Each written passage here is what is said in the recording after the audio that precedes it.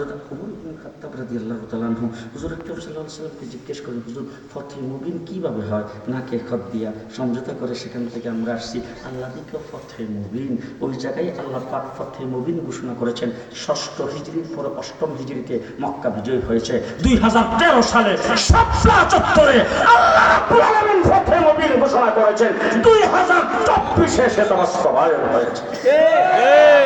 শাপলা চত্বরে যেদিন নির্যাতিত হয়েছিলাম, যেদিন রক্ত দিয়েছিলাম, ওই দিনই বলছিলাম এই সরকারের রক্ষা নাই, রক্ষা হয় নাই, জিন্দেগিতে মাথা উঁচু করে দাঁড়াইতে পারবে না ইনশাআল্লাহ। ইনশাআল্লাহ।